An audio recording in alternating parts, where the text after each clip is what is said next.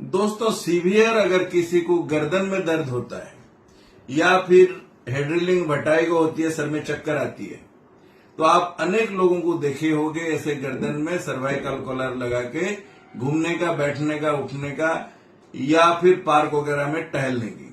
मगर क्या जानते हो ये क्यों यूज किया जाता है, कैसे यूज किया जाता है और किस परिस्थिति में इस्तेमाल किया जाता है और कब नहीं करनी चाहिए, इसका फायदा नुकसान के बारे में आज मैं डिस्कशन करने वाला हूं। ये गर्दन में मैंने लगा रखा हूं। पहली बात है दोस्तों, सर्वाइकल C1 से लेकर C7 तक एरिया होता है हमारा गर्दन का। यहां पे किसी भी तरीके से अगर समस्या आता है तो दोस्तों आपको सीवियर पेन हो सकता है, नर्व कंप्रेशन हो सकता है, डिस्क बल्ज हो सकता है, डिस्क दोस्तों प्रोलैप्स भी हो सकता है या कई बार आपको सर्जरी भी फेस करना होता है। तब डॉक्टर कहते हैं कि आप सर्वाइकल कॉलर का इस्तेमाल करिए। एक चीज मगर याद रखो, लगातार अगर इसका इस्तेमाल होता है तो दोस्तों नुकसान भी होती है, मगर फायदा क्या है वो मैं पहले आपको गिन दूं।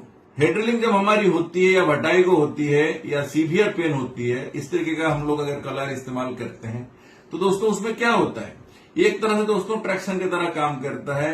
ये आपको कंप्रेस्ड होने नहीं देता है, यानी नर्व आपका जिस कारण से कंप्रेस्ड होता है ये वो कंप्रेशन को रोकता है। दूसरा, जो वर्टिगो जिस कारण से होती है ये कारण को भी दोस्तों रोकता है।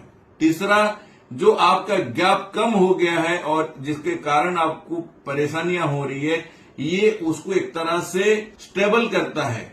आप चाहे चलते हो, घूमते हो, बैठे हो, उस समय में ये स्टेबल रहता है, ये जगह आपका कंप्रेस्ड नहीं होता है।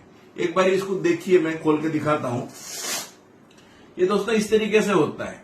किसी भी अच्छी कंपनी का हम इस्तेमाल कर सकते हैं। अगर हमें समस्या है बहुत ज्यादा, अगर इसका इस्तेमाल दोस्तों होता है तो क्या नुकसान होती है, हमारा गर्दन का जो मांसपेशियां हैं दोस्तों कमजोर हो जाता है, कई बार बहुत ज्यादा स्टिफनेस आ जाता है।